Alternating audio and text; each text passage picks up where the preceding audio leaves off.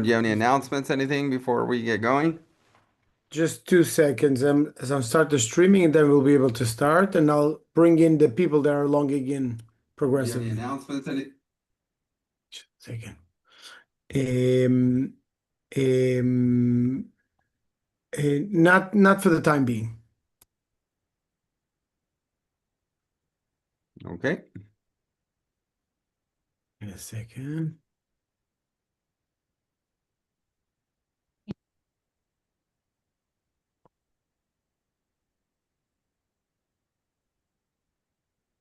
Okay, we can begin when you're ready. Okay, I'm ready. So, hey everybody, great to see everybody here for our final lecture in this series on the book. We're here in the lecture 11, 12. We're combining them into one. There's a total of 12 lectures because lecture 6 was a two-parter because it was a long one.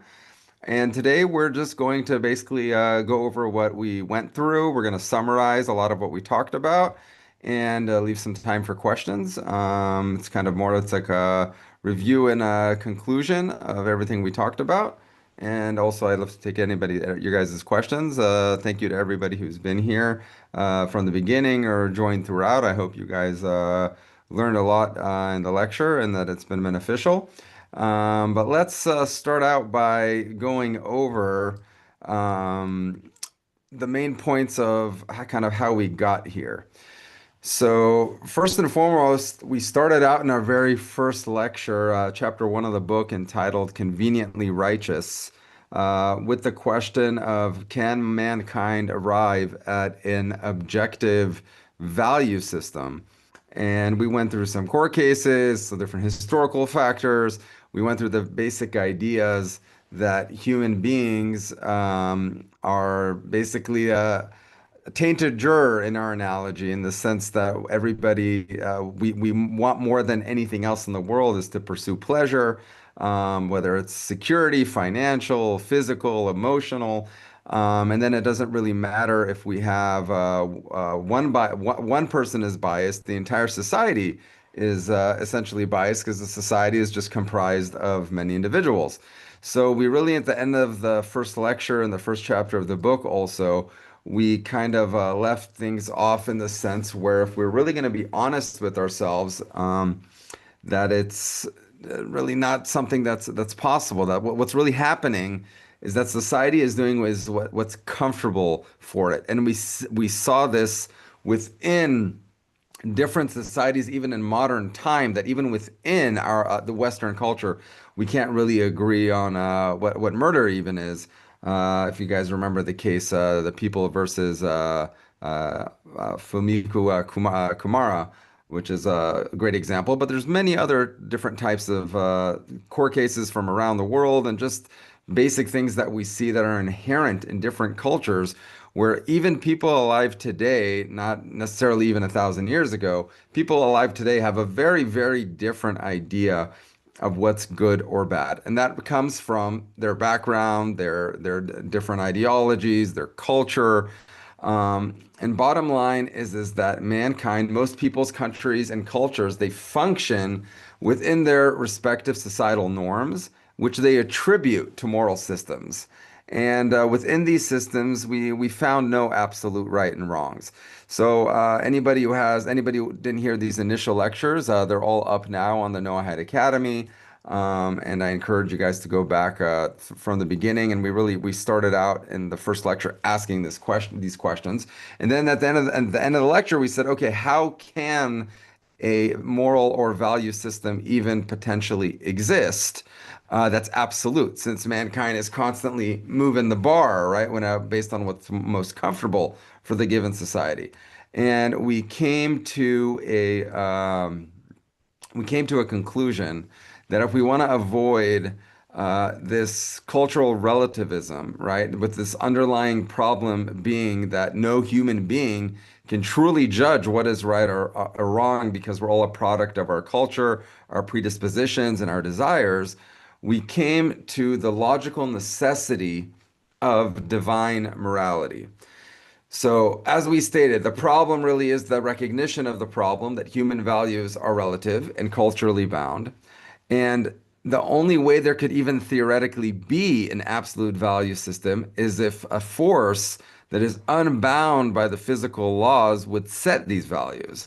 And this creator, we called him, would be a type of divine referee, someone who understands human nature, free from physical desires, and could objectively tell us what's right or wrong as it relates to his creation. And then we said, okay, if such a creator were to exist, we would need to be able to objectively verify the existence of this creator and not just the creator. And this is really where the book goes into a completely different area from from other theological concepts, is also the proof that this specific creator gave a divine code or moral value system. As we said, many movements, religious or otherwise, will cite the argument for intelligent design, right? We went through that in chapter 3 extensively, where we talked about the more something is complex, that shows that that it wasn't arbitrary, that it wasn't random. And the more complex the design, the smarter the designer. So many movements cite this argument, say the world is obviously extremely complex. And just as a hurricane didn't sweep through a junkyard to form a 770 jumbo airplane, so we as human beings weren't so lucky to arrive at our current state by chance. So from this point, though, most, if not all, besides Judaism, make a very big logical leap of faith because they say, okay, there's a creator, and now therefore, and for Muslims, that will be accept the Muhammad and the Quran. Muhammad is God's prophet, and here's this book that Allah wants you to live by. Christians will say, okay, here's the Bible, here's the New Testament. You need to accept Jesus because there's a creator, and many other religious movements that we talked about in detail. But in reality, the fact that there is a creator, that doesn't really tell me much about this divine value system. Who says that this creator even wants anything from me, right? Maybe this creator created the world and went off on vacation and it doesn't really care what people do. Who said that he's good? Who said that he cares?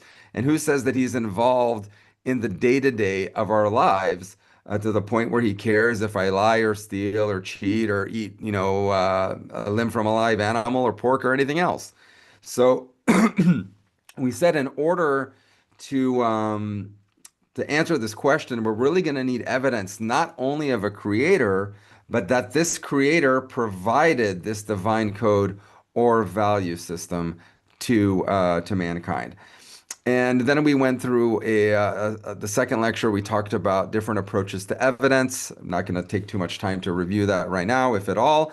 Anyone who wants to know how we approach the evidence and subjective evidence, objective evidence, how evidence should be viewed, different. The very important lecture is the second lecture, which really talks about what tools are we going to use to verify the existence of a creator and his divine code. And then we went on to the chapters that started dealing with the evidence itself. Our third lecture is a lecture called Introduction to Divine Indications. And it talked a lot about different approaches to Torah and science and the idea of, we talked at length also in that lecture about intelligent design. The biggest highlight, I would say there's a few highlights from that lecture, but the few main ones would be we talked in depth about Professor George Wald and how belief in spontaneous generation is a fanatic religion within itself. That George Wald was one of the researchers in the DNA, and he himself came to the conclusion that it's mathematically impossible that organisms, that these complex molecules could form on their own in order to form organisms. But then he said, we're here, so it's a philosophical necessity. And then we really see here that it really just depends on your preconceived belief, and it's really a belief because you can't, not only can you not verify spontaneous generation, the math is impossible. but that didn't stop him and many many others from believing it anyways. So anybody who really is interested in those topics, I'd refer you back to the third lecture. And then the other thing that I want to touch on today that we touched on in that third lecture was the question of, if somebody is going to make up the Torah, why would they make up some of these laws? If you guys remember this, and I said back then that a lot of the things I presented in that lecture were not yet really evidence. They were an introduction to the divine indications, in the sense that the fact that there's a very odd law, that doesn't necessarily prove anything, right? That's not necessarily evidence. The person who invented this law, if there was such a person, could just be, somebody who's insane, right? So it's not really evidence, but I said we would circle back to this after we viewed the hard evidence and re-ask that question. So once we went through lectures 4, 5, and 6, which we'll talk about in a bit, and we saw all the building blocks and the divine indications of evidence through Torah and science, through prophecies, through the transmission system, we now come back to these questions of, for example, the sabbatical year, right? The alternative to the Torah being divine is that somebody or a group of people made it up. And if that's the case, if somebody made it up, why would they make up such a law that would essentially destroy their own economy and would make it much more difficult for them to implement their religion, right? Why would this inventor make up rules about what garments I can wear, right? The wool and linen garments, or why does he care what kind of fish I eat, what kind of animals I eat? So, like we said, that's not evidence in itself. But now, when we add that to our cumulative test of rational probability, and we've been through all this evidence, now we can really circle back and say, what's more likely? That this group of people just made up these laws that are really counterproductive to their own purpose of, disseminating this religion, or that these people were just insane and they made up all these crazy things. It becomes much, much more reasonable to take the view that, based on all this evidence, this is just another building block that we can add to it, that no human being would even fathom writing a book with these types of laws, because there's no benefit that you can think of from many, many of these things. So again, anybody who's interested in that, that all that we talked about in the third lecture. Now, lectures 4, 5, and 6, of course, I don't have the ability to get through the details of them. We'll just say what their topics were, and that way, anyone who wants to review those can find those back and go through them. Lecture 4 really dealt with divine indications that have to do with things that the Torah or our sages in the Talmud knew about creation, about the animals, about the fish, about the lunar cycle, about the stars, all sorts of facts that it'd be extremely difficult or unlikely or even impossible for a human being in that time period to have known.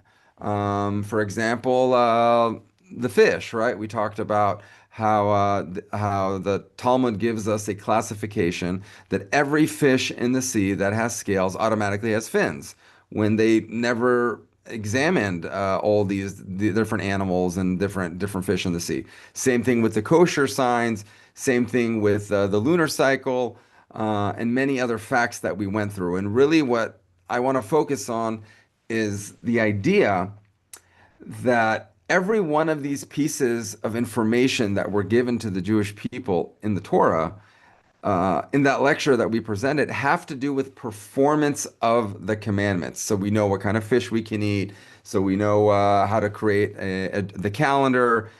So we know what animals we can eat, etc. So this was all information that was passed from Moses, from God at Sinai to Moses to the Jewish people throughout the generations, and we can deduce from this information that was given to us, not per se to make a book of proof, right? It was information provided to us so we could perform the commandments, but from examining this evidence and getting a bit deeper into it, we can really see that this is something that a human being could not have written in this time frame. And that's exactly actually what the Talmud says regarding the kosher animal signs. If you guys recall, we talked about how the animals with the chew their cud and split hoof, and the four animals in creation that have one sign and not the other. And the Talmud in Tractate Chulin comes and says that, asks the question, what was Moses a zoologist, right? Like, how does he know this? And they say, from here, this is what we got from Sinai. Shalit bo'olamo, Hashem, God is in charge of his creation, and he knows what he created. So this is actually a place where the Talmud itself used this type of evidence because I did not make up, as I've stated all the time. My book is this is not something that I've made up. These are not things that I've decided are evidence. What I have done is present the different evidence that is throughout the Torah and the Talmud in a concise fashion, in a legal format, somewhat to make it more accessible and easier for people to read. But this is not things that I'm writing or making up or arguments that I'm creating myself. This is me presenting what our sages and what the Torah has told us and the Jewish people have known for thousands of years. So that was lecture 4. Before I keep going into lecture 5, which for me is the strongest evidence, a summary. Does anybody have any questions up until this point? Be good? All right. So, lecture 5 dealt with prophecies and we defined in detail. This is a very, very important lecture. If there's one lecture you go back and watch out of any of them, I would watch the 5th lecture and study it because this is a type of proof that is just you cannot argue with. There is no, there's different types of evidence you can argue with. You can minimize, you can find all sorts of excuses. They might not be that reasonable, but you can argue with. What is presented in chapter 5, there is no question that the Jewish people were exiled 2,000 years ago and that they were spread all over the world and anti-Semitism and that the Jews survived history. These are like historical facts that any high schooler should know, even though lately, I remember, I think there's modern versions of it, but I remember in the days where Jay Leno used to be the host of The Tonight Show, and he used to go around New York City or in Los Angeles and ask people very basic questions like who was the first president of the United States, or who was Abraham Lincoln, really really basic things, and people had no idea. And then it'd get a laugh on the Late Show, but it was something that was really eye-opening, and I think there's a lot of people that are doing those types of things these days, asking people very very basic questions like who's the vice president, and people don't know. So I would think, one second, let me quiet this. So I would think that that would be some basic knowledge, but I could be wrong. But in any event, there is no historian or anybody that's studied even a tiny bit of history that's going to argue these facts. And when we look at what the Torah has outlined for the Jewish people, very precisely, especially in chapter 28 of Deuteronomy, we see that this is really a plan for history that's been outlined thousands of years in advance, resulting with, and after this whole exile, the Jews will be gathered back to Israel, which obviously has unfolded over the last, since 1948 before our eyes. And this is really an exciting time in history. There's a lot of things going on, and this is, I mean, anybody who's studied the books of the prophets can see that we're headed into that we're in a time frame called the end of days, Acharit Hayamim. And my book doesn't deal with that because those are things that haven't happened yet, so you can't use them as evidence. But we talked about how that is where the side of faith comes in. That Judaism really doesn't talk about having blind faith. Maimonides writes, Yesod Yesodot ve'amud HaChochmot, that the pillar of all wisdom ze leida sheyesh Shem Matzui Rishon, is to know that there is a creator, that he is the first, that he's the only. And he doesn't use the word believe, he uses the word know. And the same with the Torah. We were given the Torah and we were given this evidence so we could know that God communicated this information to mankind. Now, the question is, how do we live with that information? What do we choose to do with that information in our day-to-day life? That's really where the faith part comes in. And as it results with these prophecies, for example, because I know that I can go back and look throughout history and see that everything that the Torah outlined that was going to happen in this diaspora for the past 2,000 years happened with laser precision. And again, whoever doesn't remember or who didn't see that lecture, I urge you to go back to really go into depth into that lecture 5 on prophecies.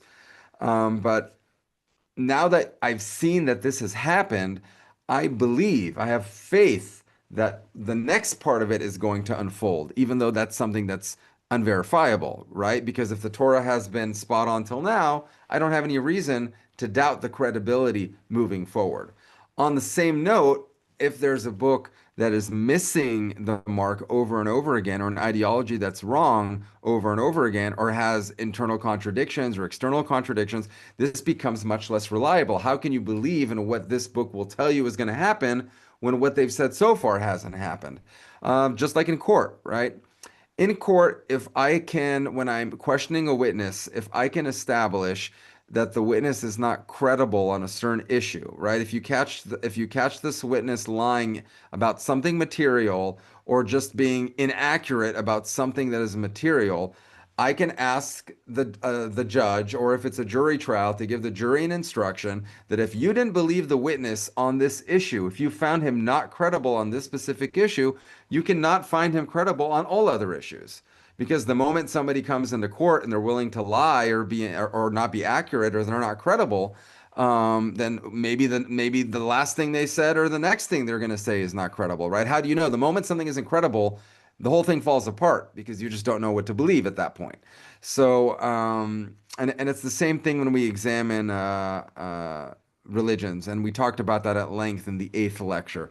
But before we jump ahead to that, so that was really what lecture 5 was about the prophecies, culminating into the time frame of what we call the end of days. Maybe we'll do an end of days only lecture having nothing to do with the book. I've been thinking about doing that, about doing a presentation. Maybe it'll be at least 2 lectures, maybe 3, that goes through all the Jewish end time prophecies. Again, it's a very, very interesting subject to know kind of where we're at within. There's some very, very clear things that are in, especially in the book of Yechezkel, Ezekiel, in the book of Zechariah, in the book of Joel, the book of Daniel. Daniel might need to be a lecture in its own, but some of these things, but again, these are things that are prophetic for things moving forward. So then that was our second part of our building blocks of divine indications, right? We started out with the introduction to divine indications. We moved on to talk about the different things that the Torah knew and that our sages knew about creation and about the animals. Then we talked about in detail all of the prophecies. And then we moved on to what is technically the strongest evidence out of the three, which is the divine revelation at Sinai and the transmission system. Again, this was a two-part lecture. The first part dealt with the revelation itself and how could it be that a mass revelation could be faked. And we looked into some different ideas, the angel approach. We examined how Islam started, other religions. We examined the later date approach with Christianity. All very, very important lectures. Encourage you guys to review. The bottom line from lecture 6 is we saw that Hashem said to Moses, God said to Moses, that he agrees with him, right? That a religion can't start based on a story of one person in the wilderness by himself, right? Moses meets God at the burning bush, and God tells him, go tell the Jews that I'm going to take him out of Egypt. And Moses says, they're not going to believe me if I come with this story that I'm by myself in the desert. And God agrees with him and says, bring them here. Once you take him out of Egypt, bring them and they will serve God on this mountain. And this is the Torah portion that we actually just read last week, the giving of the Ten Commandments and the rest of the Torah. There's actually an halacha that when the Ten Commandments, halacha is a Jewish law, that when we read the Ten Commandments, we're not supposed to stand in the synagogue because there's been this I think some conservatives and some other places have done this, and there's become mostly in the States this type of idea that when we're reading the Torah and it comes to the reading of the Ten Commandments, there's been some customs of places where they started saying, please rise for the Ten Commandments, and like they give extra weight to this part being read. Rabbi Ovadia Yosef and many other Jewish halachic rulings have said that's absolutely not a good custom and that we should not do that. That it's something that's recently developed. Why? Because the Jews throughout history never stood at this specific Torah portion. Why? Because we don't want people to think, oh, this is all they really received. They just got these 10 categories at Sinai. And this is really the main thing because the 10 commandments have been taken and sensationalized and turned into like the this overarching theme of be a good person, don't kill, don't steal, and you're going in the way of God. Um, the problem with that is that just like in secular law that we examine, they're very, very vague because these are just categories. The Ten Commandments have within them, they're the main categories that have hundreds and hundreds of subcategories of specifics. And if you recall in our lectures, we talked about how you have to get to the specifics because the moment you say don't kill and you don't have very specific details, then what does that mean? What about self-defense? What about a fetus? What about a million other situations, right? What about don't steal? What about, what if I'm at work and, I'm on the phone and I'm an hourly worker? Is that called stealing, right? There's a lot of different things that specifics that go into it. And when you take the Torah and you turn it into 10 categories and say, hey, this is what the Jews received, you're doing a big disservice to Judaism and to the Word of God. And as soon as the next Torah portion, the one we're meeting this week, is called Parshat Mishpatim, and it literally means laws, and it's many many other laws, and a lot of it is torts, things having to do with damages, and a lot of laws that people have never heard of. But it's right there next to the same commandments as the Ten Commandments. So let's not get lost in the headings and really focus on the details. And we saw that when the Jews came to Sinai, we talked about in detail how this revelation was in front of millions, how this could not be fabricated. And whoever wants to understand more on why that is, why it can't be fabricated, really needs to listen to those two lectures because it's a lot of information that we need to go through. But we talked about how it was then transferred from generation to generation. And we did that with a clever parable called the Holocaust Commemoration Society. So that's really the strongest technical evidence when it comes to, and this is really the difference why I say that for me, the strongest evidence is the prophecies, chapter 5, but the technical strongest evidence is chapter 6, is the transmission system. I'll explain to you guys why I view it that way. The the strongest technical evidence really is the fact that there was a revelation and it was passed from generation to generation.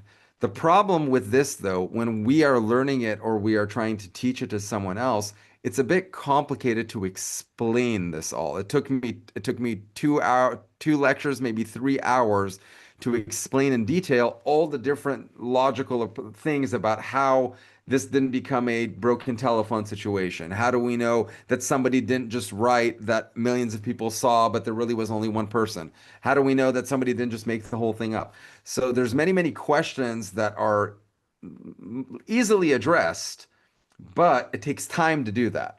And people argue with it until they understand the whole thing. The prophecies you can't really argue with. I mean, who's gonna say that the Jews weren't kicked out of every city there that exists in Europe, right? Who's gonna say the Jews haven't been wandering in anti-Semitism for 2,000 years? Who's gonna say the Jews haven't always been a very small amount since they were kicked out of the diaspora 2,000 years ago, never being over 18 million people? Who's going to say that the Jews didn't come back to Israel in 1948, right? These are facts that are easily digestible and explainable.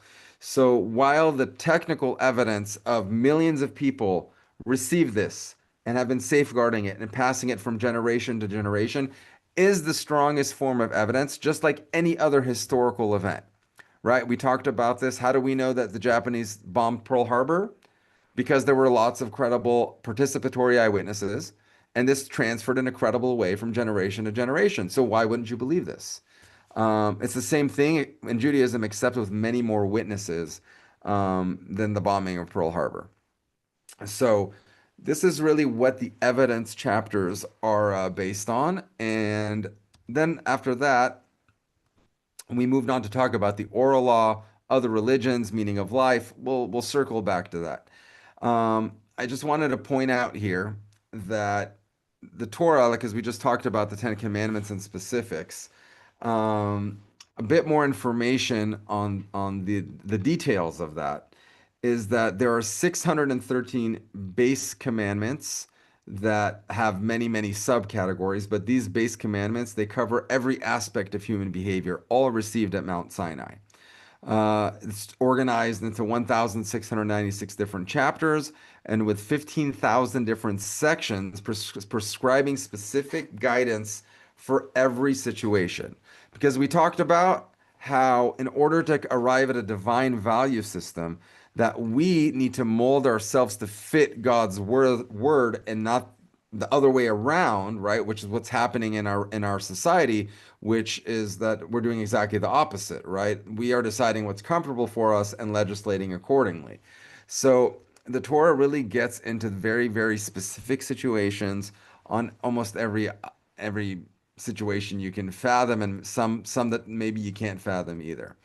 We'll further break this down that we're not just dealing with things that are facilitating societal function or violent crimes, right? The law doesn't have time to deal with every single type of behavior or what's moral or not, right? The law deals with broad issues. A lot of people in family court, where I spent years litigating, get very frustrated in the family court where the court doesn't really have an answer for every little thing that's going on in the divorce or for every little thing that's happening, or even sometimes with big things that are happening with custody of the children, because the court can't address every single situation and every single type of behavior. It's just really there to make sure that the overall society is functioning and protecting people from violent crimes, but doesn't really get into what is necessarily moral. And we gave many examples of that in previous lectures. But Judaism does. It gets down into the nitty-gritty on many, many, many details. Again, you guys don't have to write this down because this will be available on the Know How to website, this PowerPoint presentation.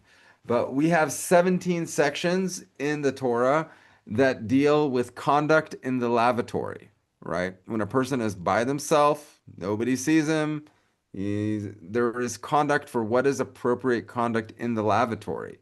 198 sections that deal with marital intimacy, 376 sections dealing with proper eating, right? 50 sections on loans, kindness, 97 sections dealing with honoring parents and teachers. I think honoring parents is probably one of the most difficult commandments to perform. Not I say the some of our greatest sages have said that. That properly honoring one's parents is one of the most difficult commandments to perform because there's so many strenuous things. Do you know that you're not even allowed to sit in your father's chair? You can't even a son who tells his father that he's right in front of other people, right? Let's say that his father's arguing with somebody on an issue or debating, and his son jumps in and says, "Yeah, Dad, you're absolutely right." That is a sign of disrespect. That's an Isul Torah. You're not allowed to do that. Why? Who are you, the son, to come and tell your father that he's right? Why do you think you're even on this same level that he needs your justification? There's many, many things about honoring one's parents, not only in this life, but even once they pass away, which is actually where the real honoring of the parents starts. Once parents pass on, what you do for them and their soul in their afterlife. 122 sections on charity and giving. So we see that the Torah really gets down into specifics dealing with kindness, honoring scholars, welcoming visitors, visiting the sick, comforting mourners, and so much more. So it doesn't really leave any vague area as to what God considers the correct or appropriate behavior. It's not the Wild West of laws where people are really, doing what's comfortable for them and saying that it's good. Now, we've kind of gone through this in detail, so I don't want to harp too much more on this specific issue. But really, the bottom line is that in any given scenario, we need to mold our behavior to fit the Torah code as opposed to molding the code to fit society's behavior. Now, we talked in detail about the meaning of life also, and we talked in detail about the meaning of suffering. I encourage anybody who hasn't seen heard those lectures to go through those. Those were really lectures that I wanted to put into the book in the end to answer, because you can write the whole book just on the questions of the meaning of life or the meaning of suffering, but I wanted to give an overview that once we have gone through this evidence and we have come to a point, a logical point, where the proof is overwhelming that this is a divine document and a divine value code. So why are we here then? What does this same value code really tell us about our purpose, whether it be it Jews or Gentiles or in this world? What is our role? So I really broke that down in those lectures. Those are very, very important, very fundamental, basic Jewish lectures. Again, not things that I made up. Everything is things that are, Jewish philosophy handed down throughout the ages and our sages. And all I did was summarize the things and make them a bit accessible, especially in English as opposed to the original Hebrew. Um, we talked about also, we had a whole lecture on the oral law, which is very, very important also to understand that you can't perform Judaism.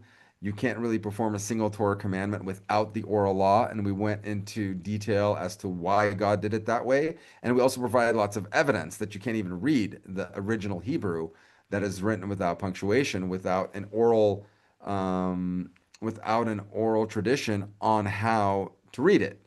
So many, many examples that we gave there for anybody who has questions about the oral law and how different rabbinical laws come into play within this scenario. And one thing I want you guys to remember from that lecture is that very rarely is there a question on what is the law that we received in Sinai. Most of the work that you see in these halacha books and the Jewish scholars that are working to interpret the law is very rarely the question of what is the law. What is the law is clear. The question is how to apply the law, right? So, for example, we have a base commandment about lighting fire on the Sabbath. We all know that you're not allowed to light a fire on the Sabbath. But back when the Torah was given, we didn't have Teslas or we didn't have, refrigerators with LED lights. Are those considered lighting fire or not on the Sabbath? These are the types of things is how do we apply what was given at Sinai to the new technologies and to new things throughout that have developed over time or to just new circumstances, right? There's very difficult questions now in Alecha. We're in a situation right now, the Jewish people are in a situation where we're in Israel, where we are governed by there are other Jewish people that are in the government or judges that are in the government, but they are not operating under Jewish law. What does the Jewish law say in a situation like that? This is something that is new, right? Normally the Jews were keeping the Jewish law while they were underneath the rule of a non-Jewish kingdom, right? The Jews were in England, they were in France, they were in Russia, they were in Spain, and they were under the law, they were under the rule of a non-Jewish government, and there's very clear laws how Jews need to behave in these places. Dina del Machuta Dina, right? That are about your taxes, about making sure that you're doing things in these countries that isn't jeopardizing other Jews, that you're not behaving in a way that brings shame on the Jewish people. There's many, many laws on dealing and how do Jews need to act when they're in foreign countries under the rule and the respect that's owed to these rulers. There's even a blessing said that when you say a king, there is a blessing that when you see a king in Masechet Brachot, you say the blessing Shechalak migvodo lebasar v'dam. He who has given from his honor to mankind. So there's very specific laws about how Jews are to act when they're in the diaspora. But what about when it is Jews that are themselves supposed to be keeping the Torah and they're not, and they're the ones in charge? What do you do, right? So all these questions and subjects that come up. Also, for example, science of, I spent almost 3, 4 months studying the question of a pregnancy with surrogacy, right? This was technology that didn't exist at the time that the Torah was given. So if there's a couple that can't have children, are they allowed to do it in a way of with a surrogate? What if, as the surrogate mother, if she's Jewish, she's not Jewish? I mean, there's so many laws that are that come into play that the rabbinical ordinances need to deal with, but it has nothing to do with what did we receive at Sinai. It has to do with what are the categories that we received and how do we apply them to these situations. There's a lot of very, very interesting new halachic questions that have come up just from the new technologies. Um, I remember as a kid, I still today love gummy bears, right? I have a thing for gummy bears. Always love gummy bears.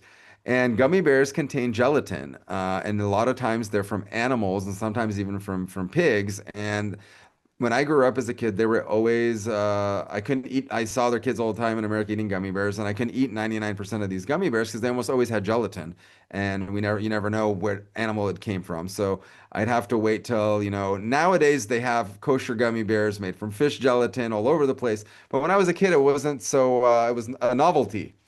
So we'd have to wait once in a while when someone was in New York or LA or in Israel to bring us kosher gummy bears. But the halacha really today, we still just I think because we're so used to it, we still will only buy kosher gummy bears. But the halacha today has really come to the point understood that, like for example, Rabbi Ovadia Yosef has ruled that the process of gelatin it's really even if a gummy bear contains non-kosher gelatin, it is still permissible to eat. Why? And this is I'm getting into this just to give you guys an example, an idea how Torah works. We know that we're not allowed to eat and benefit to enjoy a non-kosher animal, right? The Torah says you're not allowed to eat a pig, for example, right? Now, when does a pig stop becoming a pig, right? Because if we look at what goes through the with the animals when they turn them into gelatin, can it even be called a pig anymore? Is it something just gelatin in its base? Would a dog even eat it? And the answer is no. If you just put the chemical compound that is gelatin before they put in the gummy bears, even a dog wouldn't eat it because it just becomes a chemical. They essentially grind up bones and they put them through this system, and you can go on YouTube and watch a video about it. But what they do is they essentially turn this into a chemical compound that has no taste, that has no relation anymore to a pig. Now, all halachic authorities have ruled that if there's some kind of gelatin in a in medicine, for example, that's absolutely permissible, right? Because you're not enjoying it. It's a medicine that you're taking. The Torah outlined enjoying it, to benefiting from it, tasting it. But here, even with the gummy bears, right, we have a situation where it's been turned into a chemical compound and it's not food even anymore. It's a substance that is just holding the sugar and other really bad things for you in food coloring and things together. So there is still a rabbinical dispute about this where some will say, no, no, no, you still can't do it. But the bottom line is that it is permitted. And now, does this mean that we didn't know in Mount Sinai what we are or aren't allowed? We were told you're not allowed to benefit and enjoy eating a pig. But now we have this new thing called gelatin. Does that fit or not? That is where the rabbinical machlokot, where we start seeing where you say one rabbi's ruled this way and one rabbi's ruled that way. And people say, well, then how can we say that this is a divine code given from God, right? Every rabbi just kind of says what they want. It's very far from the truth. And the questions that sometimes they will get into are really the depth and analysis is really beyond anything that I've ever seen anywhere else, even in my legal career. We're talking about people that sleep 2 hours a day, maybe, and that round the clock for 70, 80 years of their life are just studying and reading and writing. We're talking about people that barely eat and barely sleep. And all they do is round the clock study. It's a different level um, of devoutness I mean, the Torah scholars that reach this level are really what the Jewish foundation is of that generation. And there's been many, many people like this that have kept the Torah law and the Torah alive throughout the generations. So we talked a lot about the oral law. We talked about chapter 8. We talked about other religions, and we focused specifically on Christianity and Islam because those are the two biggest monotheistic religions. And many Noahides also usually come from Christianity, some from Islam also, but mostly from Christianity. So I wanted to devote an entire lecture to what are the fundamental differences. And you guys can go back and watch that lecture. I think it's clear that the Christian and Muslim doctrine are they're fundamentally not in line with, and they are not compatible with Judaism for many, many reasons that I outlined in that lecture. Where one of the biggest problems that both religions have is that they rely on the Old Testament as the Word of God. And then they both come and say, okay, but here's part two, right? Here's the New Testament for the Christians, here is the Quran for the Muslims. The problem is that these books are inconsistent with the original, both having logical deficiencies, theological differences, and that can't be bridged, and also contradictions that are both internal and external to the Old Testament and internal to themselves. So we don't really need to focus on that. It's also an important lecture for whoever wants to know the difference. But the bottom line is that Judaism maintains that the Torah in its original form, given at Mount Sinai, the 613 base commandments, the seven Noahide laws, this is the word of God, and the Torah itself, which both Christianity and Islam say is the word of God, says specifically, you shall not add and you shall not subtract. And we went through that very, very specifically, and all the sites are in that lecture and in those PowerPoints and in the book. And the moment the Torah comes and says, "You shall not add, you shall not subtract," we got to take God at His word, right? The idea that God gave these laws and then says, "Okay, well, I didn't really mean this," or something's come along that I've changed my mind. That's just very inconsistent with the Torah and with the later prophets. So anyone who is interested in that can go back and review that lecture as well. Judaism is not a missionary movement. Um, and that's really important here for Noahides to understand. I think this is a very new thing that Jews are doing a type of outreach to non-Jews to teach them about the Noahide laws. This is really kind of a end of days prophecy phase because if we think about where the Jews were at over the last couple thousand years, Jews were running for their lives, right? We weren't in any situation, not in Spain, not in the Arab countries that the Jews were in, not definitely not in Europe, throughout the diaspora. For Jews to really come along and tell Christians during that time or tell Muslims, hey, guess what? There's lots of theological contradictions and also, grammatical errors in your texts. You guys should go back to the Old Testament and read what it says there and perform the seven Noahide laws. I think the Jews had enough problems on their hands without taking that kind of position in the places that they were.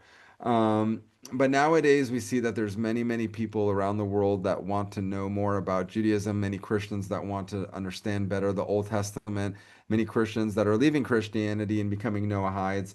Um, and many that are just converting also to Judaism. But Judaism, in its sense, in its essence, is not a missionary organization. And that's because the Torah teaches that God created the world in balance. Not everybody has to be Jewish. You don't have to convert to Judaism in order to perfect yourself and to fulfill your role in the world. Um, Even within Judaism, there is this hierarchy. We need to understand that just like we have 613 commandments for a Jewish person and seven Noahide commandments, which has many, many subcategories. Those seven is a handful also. We have within Judaism, there are certain laws within these 613 that I can't perform. Why? Because I'm not a Cohen, and I'm not a Levite. I'm not a Levi. I'm not a Cohen. I'm not a king, right? I'm not from. I don't know if I don't even know if I'm from the Davidic line or not, right? Maybe I'm from the house of David. Maybe I'm from the tribe of Benjamin. I have no idea at this stage. But there are many things within Judaism that only a Cohen can perform, right? Where God sets apart, God took Aaron and said, from this day forth, your children that are born to you, they're gonna be Cohens, and only they can do certain things. Only they can work and perform the sacrifices in the temple, and only the Levites can do certain things. So, do we come along and say, "Hey, wait a second, this is not fair. We should all be equal," right? It's not a matter of fair or not fair. It's a matter of what has God given out as roles to different people. I don't come to the Cohen and say, hey, it's not fair. I want to be a Cohen. He say, well, you're not a Cohen. What can I do? You weren't born a Cohen. You're not a Cohen. And this has to really do with the spiritual root of every single person. Because what we see here in the physical world is external, but every one of us has a root of where they're from spiritually, where their soul is from, and different commandments that are really geared towards their specific soul. And this is where the faith and the trust comes in, that we really got to just understand that God knows what he's doing. And he knows where he put you, and he knows where you were born, and he knows what your faults are, and he knows what your weaknesses are, and he knows what your strengths are. And we kind of need to put this whole it's not fair attitude and everything needs to be equal and kind of let God run the show. I mean, it's also not fair to some person who was born in poverty and he can kick and scream all day and say, hey, it's not fair. Why was Barron Trump born into the Trump family, right? There's a very big difference between Barron Trump, whose father is the president of the United States and they have billions of dollars and he has access to the best education in the world, than somebody that's born into a poor family and, somewhere in South Central Los Angeles, right? Is it fair? Do we think of it that way? But it has nothing to do with fair. It has to do with this is what it is. This is how God, this is, and God in his infinite wisdom has put certain people in certain positions because that is their role. That is what is going to be what they need to fix. Some people will be born and they're going to be wealthy, no matter how smart or how dumb they are. They're going to be wealthy. Why? Because what they need to do is they need to learn how to be less stingy and be charitable. So God makes them wealthy and says, "Okay, let's see if you're able to give charity or not." Right? If he's poor, you can't ask him to give charity. So it's not an issue of fair or equality. It's an issue of understanding that there is a balance and a purpose in creation and we need to let God run the show. And this is it's a big thing also for people to understand their day-to-day life. There's nothing to be jealous about. You see somebody who's got more money or smarter or whatever they have going on, or they're successful and you're less successful. This is their tikkun. This is their life. This is their, you don't know what their exact hardships are. You don't know what God expects of them. You don't know what they did in their previous life. You don't need to focus on other people and jealousy. You need to focus on you and doing what the best you can with what God has given you. That is what God is asking of us. Um, the problem is that our society has kind of mucked all this up. Western culture has kind of turned everything into this let's all the idea of equality, which sounds very nice. I mean, and I agree, we should absolutely equally treat everybody with respect. Maybe that's where we kind of go wrong, forget where we need to apply the equality. And when you try to put it across the board, it comes out a bit odd because then we are not recognizing fundamental differences in people and their cultures and their gender and their identities, the way they see the world. So the Torah teaches that God created the world in balance and mankind should work to preserve this balance while recognizing the different roles different groups play. The Gentiles of the world are in no way looked down upon by the Torah, as many would believe that Judaism is this elitist religion, right? Where the Jews are like chosen and everybody else isn't as cool. It's far from the truth. Rather, Gentiles, just like the Jews, are loved as cherished as children of the living God. But there's different roles and different commandments given.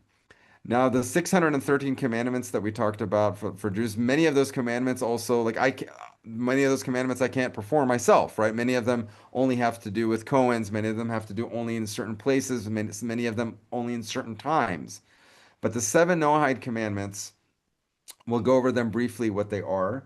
I'm sure you guys know in general what they are, but we'll touch the topic again because it's very important for me to um, very important that we understand that these seven are just the categories, much like the Ten Commandments are categories, with every one of these having many, many, many subcategories. So, prohibition against idolatry, first and foremost, is that everyone needs to understand that there is only one God, and there is nothing before him, and there will be nothing after him, and he is creating the world in this very instant. There is nothing that God is sharing with. There is no shituf. There is no other power that preceded him, and there is no other power. There is nothing besides him. And od milvado. There is nothing besides God. God, literally in the Kabbalah, anybody who studies a little bit of Kabbalah knows that our very existence is within a place where God diluted his own light so that we could exist.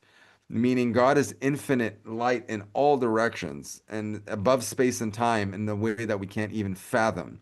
And in order for there to be able for something else besides God to exist, God had to dilute, letzamtzem, had to dilute himself. And these are just, again, these are analogies because we can't even understand the essence of God. God had to dilute himself in order to create a space with somewhat less of him, for lack of a better term, in order for us to be able to even exist within him. So when we say there is nothing void of God, we literally mean that. There is nothing here that cannot be God. God is everything. He's every one of us. He's light. He's everything. There's nothing besides him. Um, and anyone who tells you otherwise has a fundamental misconception of what God is. God is Shema Yisrael, Hashem Elokeinu, Hashem Echad. This is what the children of Jacob answered when Jacob on his deathbed asked him, "Hear, O Israel, the Lord is God, the Lord is one." Um, Prohibition of blasphemy, right? Using God's name in vain. Many subcategories of this. Murder, again, many questions that rise up in the modern world of what constitutes murder. Um, and again, I've talked about it a lot. Is this book again? I don't I talk about this book so much that people think I'm maybe getting paid to advertise that. I assure you, I don't get any percentages. I've never even met the author in person. I'd love to meet Rabbi Moshe Weiner, but this is just the best that I've seen and the most comprehensive that I've seen on the subject. I studied this book myself. And whoever, has anybody here gotten a copy of this book and been through it at all? Leo, uh, Yeah, it's really that good. It's really a good book. very comprehensive, and it just shows just the thickness of it shows how much detail is really put into all of this. So these the different sexual morality, prohibition of theft, establishment of courts, the idea the rule of establishment of courts in itself really creates an enormous amounts of laws to study. Now, um, it's very important that Noahides spend time studying together these laws. That's what we do. I mean, we don't have here in my city here, we don't have movie theaters and bars and stuff like that. In the evening, we set a couple of times. There's people that study all day, but other people that are working or lecturing or whatever, we set time every morning, a couple hours where we go and we're studying a certain topic and we sit in groups and we study. I encourage you guys to break off into groups. They can be on Zoom, on your own, with Rabbi Peretz. But if you're studying the Divine Code, to learn, to read, to learn these specific laws, many of the things that have to do with establishment of courts through this main category, there's many laws that have to do with just even the laws of theft, the laws of if you find something, do you have to return it to its owner? What lengths do you have to go to return it to its owner? This type of focusing on the specifics of God's law is a very high form of spirituality. People don't understand that. People think that spirituality is sitting in the forest and meditating somewhere and emotionally connecting to God. That's also spirituality. That's great. But even higher form than that is immersing oneself in God's law, understanding God's law, learning not just for the theoretical knowledge, but because you want to perform it. And what you're doing is synchronizing your thoughts with what the divine thoughts are. That's why it's very important that we study not just to accumulate knowledge. We're studying because we want to connect to God. We want our logic to conform to His logic and to understand. And sometimes we derive a law from logic because logic itself is God given, right? The idea of being able to deduce or deduce. This is one of the 13 ways that laws are deduced. It's called kal v'chomer, right? When I know the smaller thing, I don't want to get into it because I've given you guys so much information today, but logic is a way that you can deduce laws also. And sitting and learning and studying these things brings a person closer to God because if we don't know, we can't perform. And this is a very famous Rashi commentary. In Parshat Bechukotai, the Torah says that if you go and follow my laws, and the Torah gives all the blessings. And then the Torah says, if you don't follow my laws, then comes many of the bad things that will befall you if you don't follow the laws. So there's Rashi, who's one of the Rishonim, a very famous commentator, probably the most famous commentator of all time, who has a commentary on all of the Talmud and all the Torah and all everything. I mean, there's nothing without Rashi. And Rashi says there, and if you follow my laws, Rashi interprets, if you will toil in the Torah, in the study of the Torah. And Rashi explains, one who doesn't study, he doesn't know. And if he doesn't know, then he doesn't do. And if he doesn't do, then he starts looking at people that are doing oddly. He distanced himself from the ones that are doing. And in the end, it brings him to the worst things. Rashi shows the progression. And it all starts from didn't learn. Because if you don't know, then you can't perform. Didn't know, didn't do. So the Torah is very focused on not just theoretical knowledge, but knowledge that actually becomes part of us, that makes us, turns us into better people, that asks us perform the commandments, because we're in a physical world, that God created the physical world in order for us to perform the commandments in them and not just to know them theoretically. So the study of, and also, as you will see when you guys learn this book, that a Gentile who studies to perform because they were commanded through Moses, these laws, has very, very, very great reward in the next world. The study in itself is one of the biggest mitzvahs, one of the biggest commandments that you can perform, because like I explained, you are synchronizing your thoughts, which is the highest form, right? Your intelligence, you're synchronizing with that of the Almighty. Um, so we've talked about this in general, and I want to talk about the concept of a Baal Tshuva. And this concept is, the Talmud talks about it normally in reference to Jews that have gone off the path and returned, become a penitent. But as you will see throughout the book in the Divine Code, it is the same, is relevant for Noahides as well. The Talmud says in Tractate Brachot, in a place where a Baal Tshuva, a penitent, stands, even the holy righteous do not stand. Um, many books have been written on this passage to really understand what this means. But we are in a situation in this world nowadays where even, I mean, for example, I'm a Baal Tshuva. I didn't grow up in a Orthodox observant household. I was born in San Diego, California. I went to Jewish school when I was younger, but then I went to public high school, right? I went through different times in my life also where I didn't even know many of these Torah commandments until I was learned many of the same things that I'm teaching today, that I'm teaching to you guys today. So we're in a situation where many people, and it's the same thing for Noahides and for Gentiles, that simply grew up in a world where they didn't know. They didn't know what God expected of them, and it's a confusing place, the world. And I mean, people's ideologies are formed throughout their life, different teachers, different friends, different parents, that many of them themselves don't know much about these topics. So God understands this, and this is part of the challenge, is finding God. And a person who really, really wants to know the truth and is seeking and is learning, he's going to direct him to this way. But once a person has seen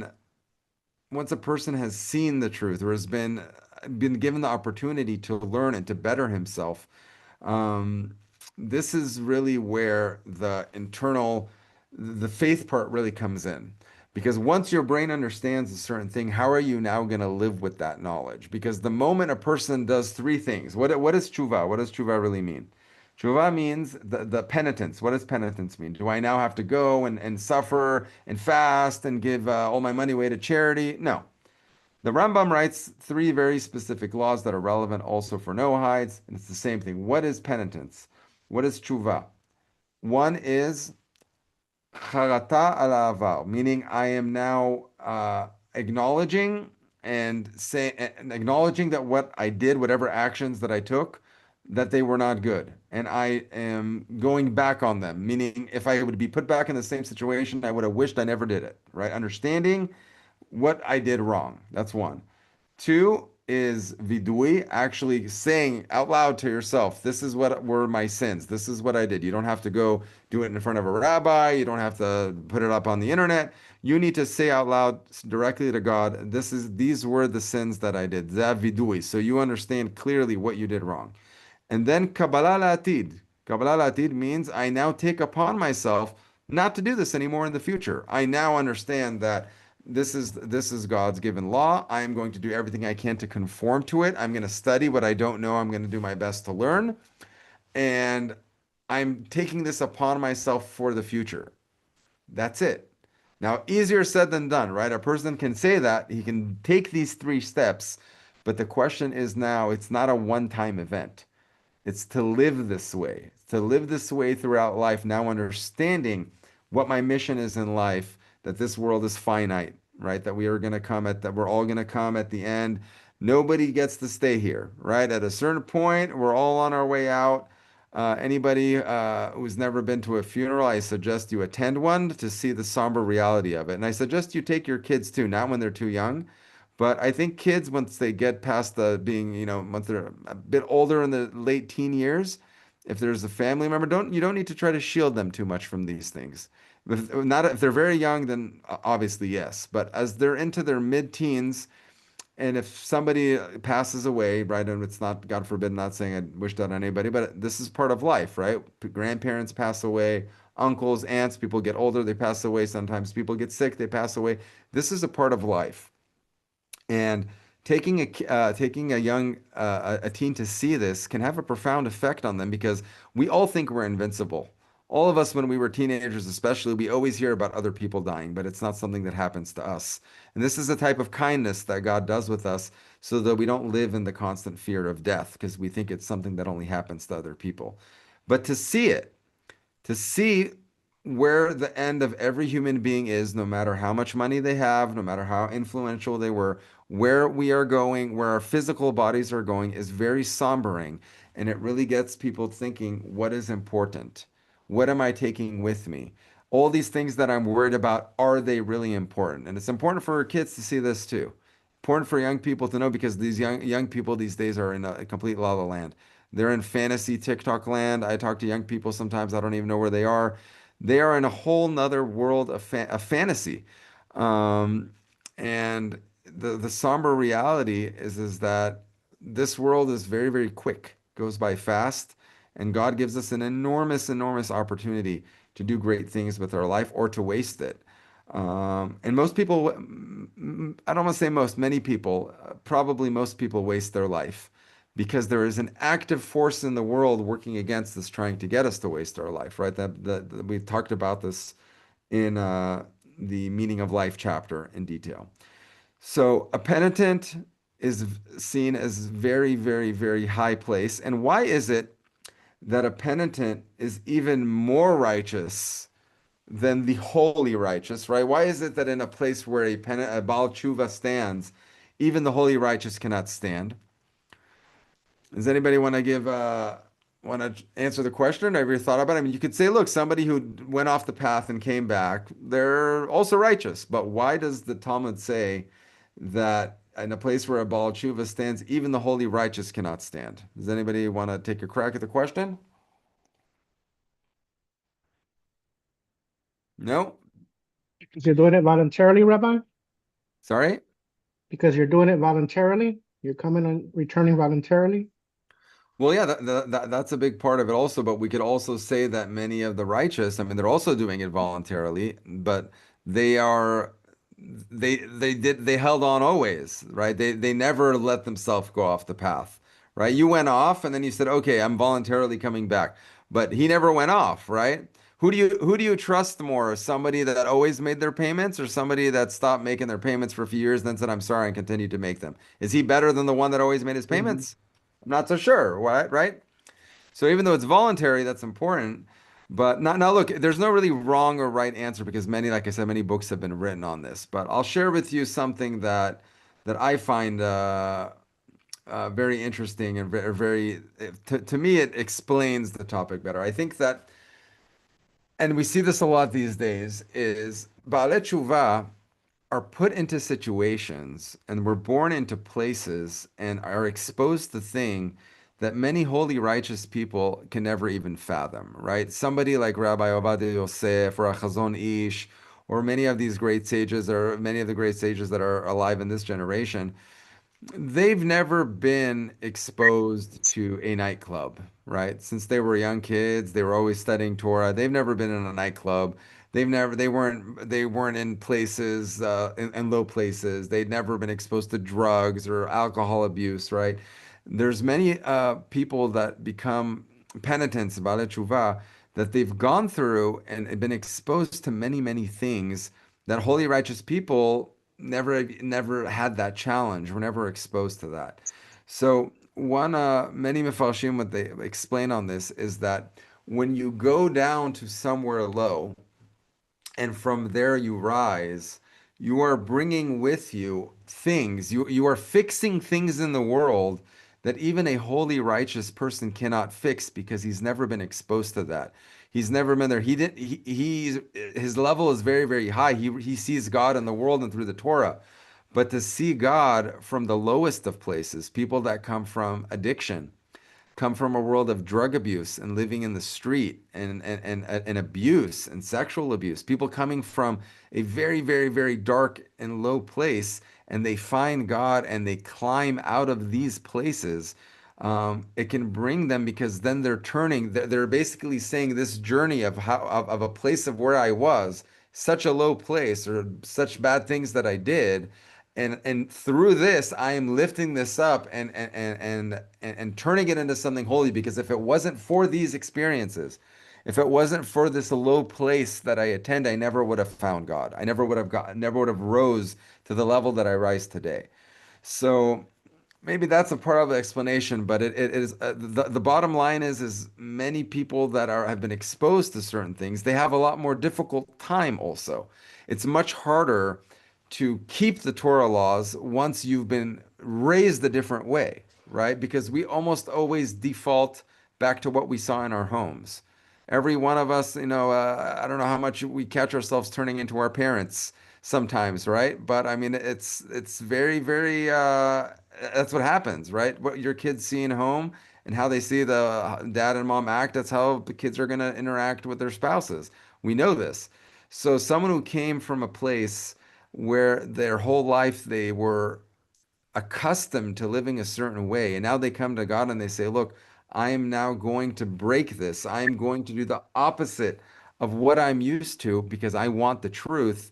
This is something very, very, very high, that we can't fathom how close to God a person like this can come. So I want to wrap up today in the series with really focusing on explaining the difference between the essential and informative questions. Everything we've done up to this point, these now I think over 12 hours of lectures that we've been here together with on the book, is we've really only dealt with the essential questions. We've asked the questions is there a God? What proof is there that he spoke to humanity, right? We established the foundation and the evidence, and then we started touching on a little bit of the informative aspects, like why are we here? What does God want from me?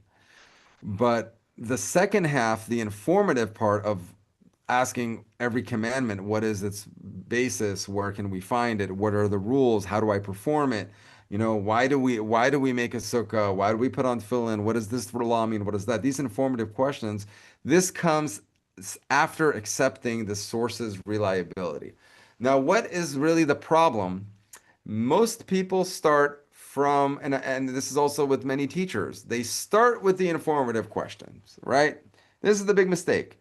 we start with asking the questions, why do I need to do this? Why do I get to keep this commandment? Why do men put on tefillin? Why is there a tzitzit? Why does God care if I eat non-kosher animals? We start with the informative questions, and then when something doesn't make sense to us, or it sounds primitive, or it sounds like something that's not relevant to the modern world, we say, okay, this is not for me. That's really the catch. The question is really to start from the essential questions. Before we get into the details of the laws, we want to understand all the things that we've been through. Now that I know there's a God, He gave the Torah, it's been transferred, there's an oral law. What does the oral law mean? What is the meaning of life? Now that I'm armed with this foundational knowledge, with this, I have this basis, this foundation. Now I understand that when I'm learning a new commandment or learning something that I don't understand, I'm not so quick to toss it away as irrelevant, or it's not relevant for the modern world, right? Many people say, "Oh, you don't drive on the Sabbath. Oh, this is primitive. This isn't for me." That's it. They're done with Judaism, right? They tossed out the Torah. They tossed it all out in 1 second, right? Because of one law that didn't make sense to them. So a person understands, wait a second, if I don't understand one of these commandments, that doesn't mean that there's something wrong with the commandments. There's something wrong with me. Maybe I don't understand it. Maybe I need to work harder to understand it, right? So this is really the focusing on the essential questions helps humble a person because you need to come with humility if you're going to come closer to God. You need to come willing to learn and to accept. Um, and the big difference is that many religions will skip the essential part also. They will start with, let's just accept on faith the essential questions and then move on to the informative part.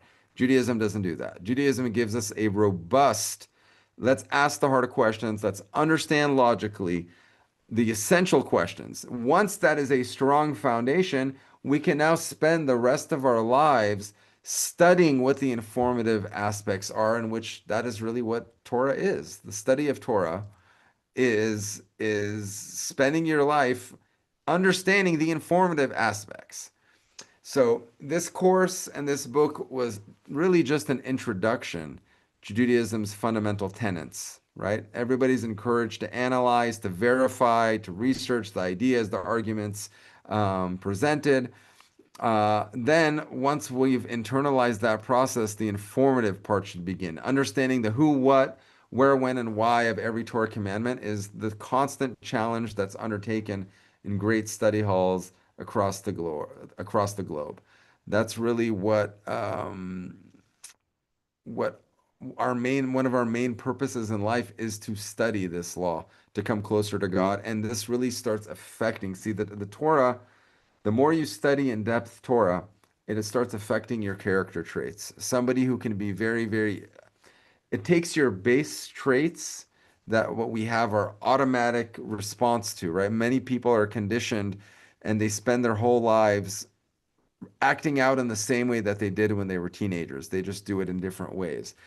And when you confront them on it, they'll say, "Hey, that's how I am," right? Or people coming to counseling, a husband and a wife, "Oh, you're doing this and this," and the husband says, "Hey, you married me like this, accept me how I am, take it or leave it." That's really, really not um, how Judaism views life. We're here to identify what the character flaws are and to work on them. And I'm thinking that maybe the next course we do, I talked to Rabbi Peretz about this. I think it might take me a bit because I've been working on it, but I don't have a book on it yet that's full, but I have many of the ideas that it'll take me some time.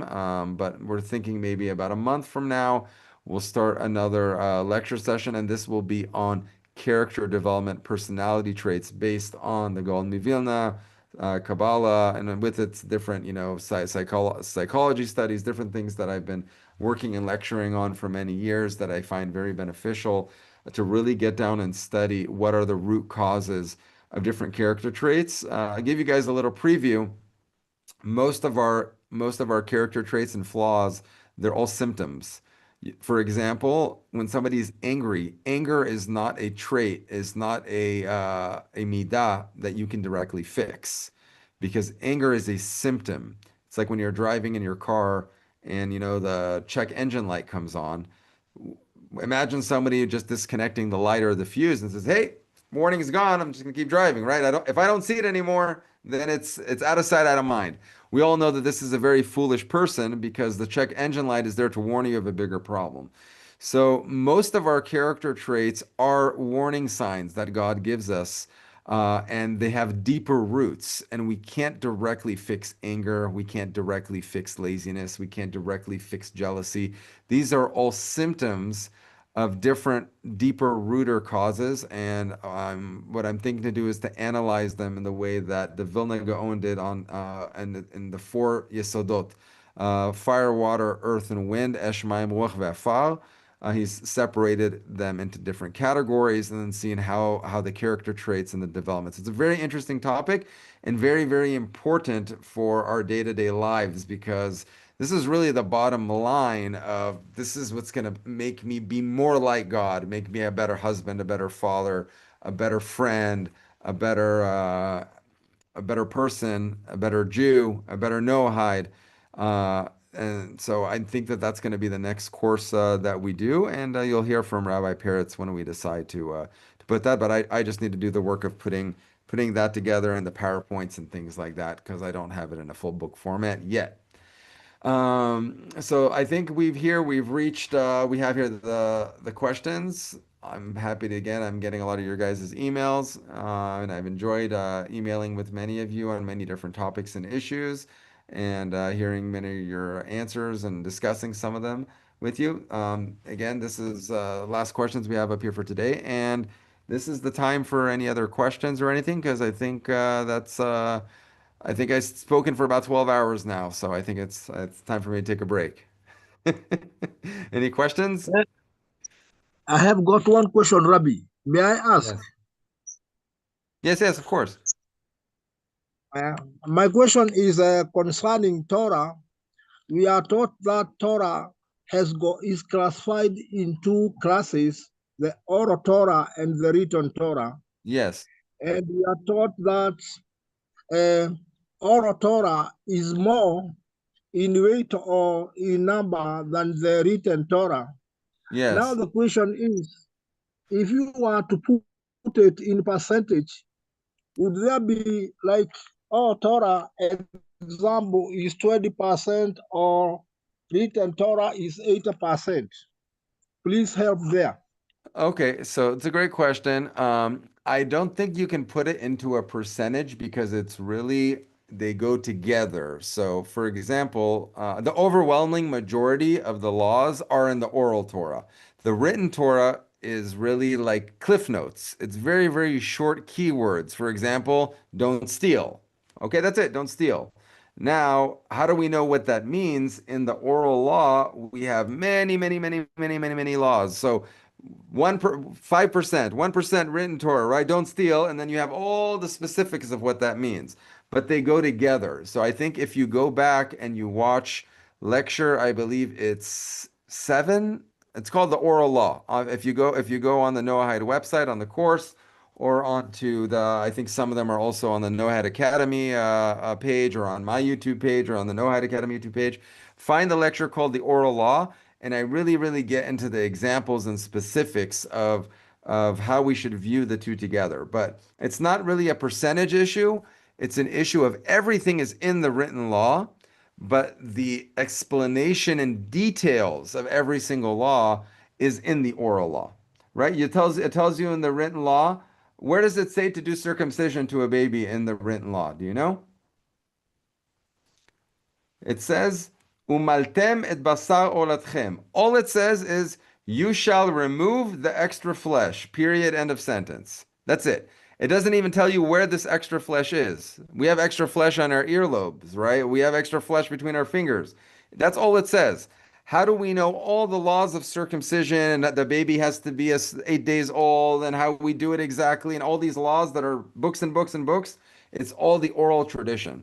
So the way you can think about it is that the written law is the notes and the oral law is the lecture, right? If you're sitting in a lecture and you're taking notes, you don't have time to write every word that I said, but you can write yourself little notes that will jog your memory. So then you know, oh, when I see this note that I wrote, I'll remember all the things that he said.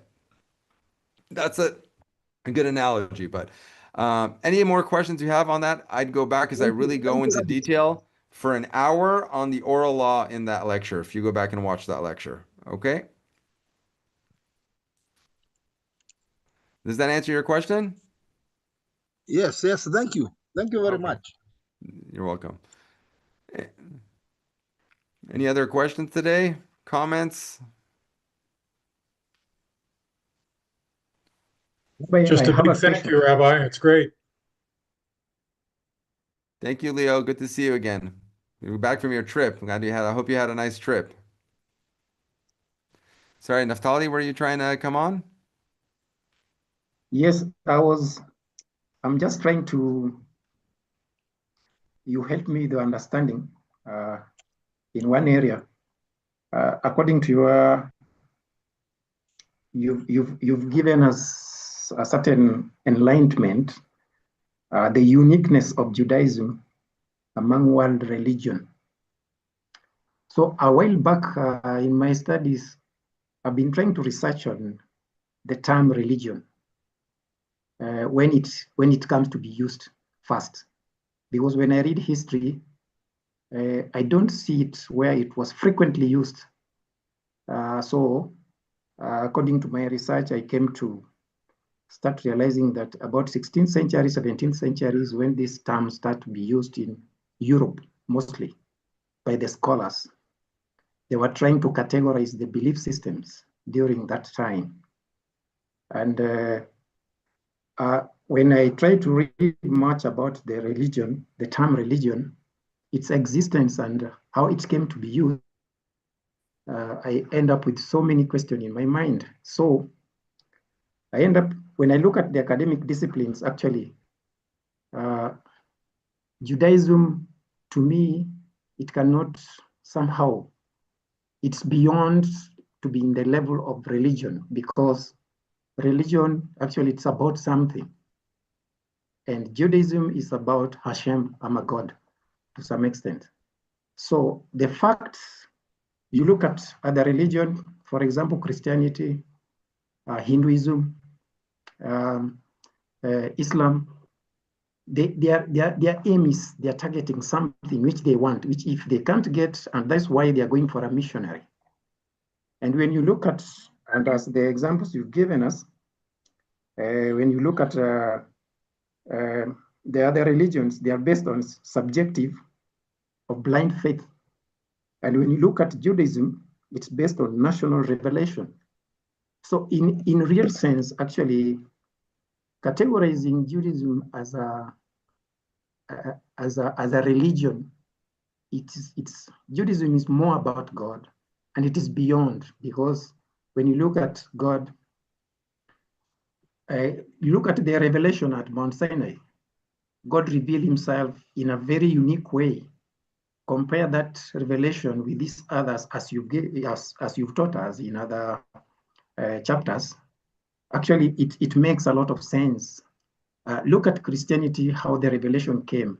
Now, when you come to categorize this thing in one group as a religion, to some extent, my understanding it's a bit confusing me. And So, I agree with you 100%, Naftali. I agree with you, and I'll tell you where that comes from. It's Judaism wouldn't classify itself as a religion. This is a name that was given to it because there's other religions. So historians, I mean, like the it's in order to give a name to spirituality or to followers of certain movements, the word religion was invented, right? The followers of a certain path in religion. Judaism doesn't see itself as a religion. Judaism is a group of people, right? It's Abraham, Isaac, and Jacob, where that God appeared to them and promised them that through their children, all these that they were the first ones towards the family unit that became a nation of priests, where God came and said, "Hey, all these things that people are doing in the world, idol worship and Molech and all these things, this is all a bunch of nonsense. I'm the creator of the world, and I am now showing myself." To this group of people, to this family unit that descended from Abraham, Isaac, and Jacob, then the 12 tribes, and said, "This is the truth. I'm the creator. This is the law. This is why I created you. and that has gone forward, right? That's what Judaism is. The relation at Sinai, a family unit that was given, and anybody who wanted to join and convert into that, like we just had, Jethro, right? Yitro, Moses' father-in-law, came after the Exodus and said, "Now I know that God is the only God, that there is no other God besides Him." So Judaism doesn't necessarily call itself a religion. This is a name given by later, development scholars because other movements developed, and there had to be a way to name this somehow, right? I mean, I'm not faulting historians or academics for labeling it. I mean, that's just for lack of a better terms. That's the terms it was given, and now today Judaism by many people it's just seen as, oh, it's another one of these religions. But you're right, it's not. Judaism is a mass revelation where the Creator provided his infinite wisdom to mankind and instructed them what He expects them to do in this world. And He gave the Jews a special mission in history and provided all the other nations of the world very specific commandments of how what He expects us to do with His world and what not to do with His world. So call it whatever you want. That's the Jewish position. And then anything else that comes after, that adds, that subtracts, that changes, we don't see as valid. And that's why you see even within Judaism itself, there's movements today like the Reform movement, right? The reform movement is basically, and now they can do whatever they want. That's fine, but don't call it Judaism, right? What does a reform movement do? Takes Judaism and says, hey, all these rules that we don't find convenient or we don't think are modern enough, we're just going to change them, right? We're not going to fast on Yom Kippur, right? We're going to eat on Yom Kippur, but we're going to call it Judaism. So if you want to change the Torah and make your own religion, do that and give it a different name. But the name of reform in itself is basically saying we're reforming, we're changing Judaism to fit what our values are. So there's many, many different movements that are doing many different things, but what I am teaching here, and what the Orthodox, what is called Orthodox Judaism, but it's really the only form of Judaism. It is what Judaism has passed from generation to generation. We can only know through tradition, right? I cannot make up any laws. I cannot come and invent what I think is right or wrong. Everything I'm saying is based on what my father passed to his father, to his father, to his father, all the way back to what Moses got directly from God at Sinai. This is what it's built on. And it's not something that anybody's making up. And like you said, everything around is everybody trying to conform the world and God into their worldview, right? Rather when sticking to what the Torah says is us trying to do and perform what God is saying, not forcing our worldview upon God. Big difference. Thank you very much, Naftali, for your insight. But yeah, I agree. Anybody else that today? Dino, you're quiet. Martina, I haven't heard from you guys. Any questions, comments? Because we're going to be on a hiatus for a while. I've got to write a whole nother lecture series for you guys, so I need some time. Uh, I Rabbi, just want to say thank you. It was fabulous. I got my book today, so I will go back and read up what I was missing. Oh, So fabulous. it's Great. very great. Thank you. Very Thank helpful you. because we kind of know this stuff for ourselves, but then to share it with other people for me is very difficult because I would elaborate for 400 hours. So this is very concise and it's great. So thank you for That's your okay. time. I appreciate it. I appreciate it. I also elaborate too much. That's okay. It happens. Thank you. uh, Rabbi Yes. Moel, the classes are great. I don't have any particular question today. I'm like trying to think to come up with a good question, but it doesn't come to my mind. The classes are great. I watched them all from the beginning. I just absolutely love it. I love it that you present it from a legal point of view, how to defend Judaism, and it's great. I personally find that it strengthens my faith, and it's Baruch Hashem. Thank you very much. definitely looking forward to what is coming next. Bezat Hashem. Thank you, Dino. I appreciate it. Any questions, you guys can also always email me, even though the class is over. You guys can always keep in touch. Email me at Rabbi Peretz.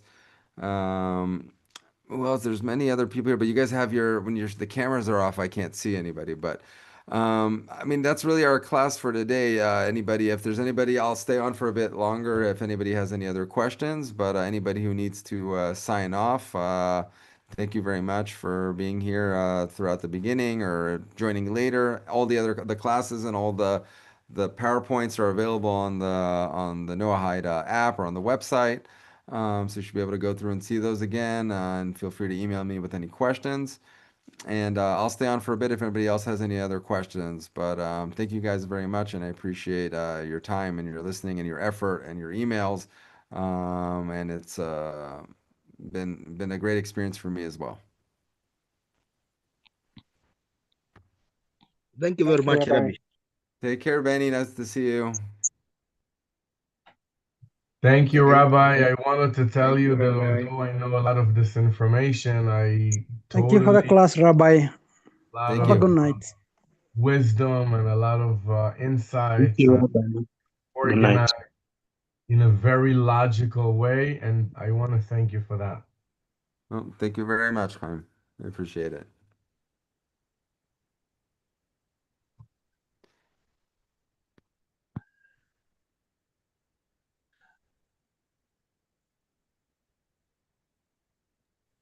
Good to see you, Anthony. Thank you, Rabbi. Good to see you Hopefully, too. hopefully see you You're guys at really the taught next. us so much. Thank you. Hopefully see you guys at the next lectures. No more evidence lectures. I've given all the evidence already, and all the evidence is now on the website. We can focus on other things now. Thank you. Thank you, Naftali. Thank you. Thank you. Thank you, Elisheva, for being here also from the beginning. I appreciate all your guys' time and effort. Indeed.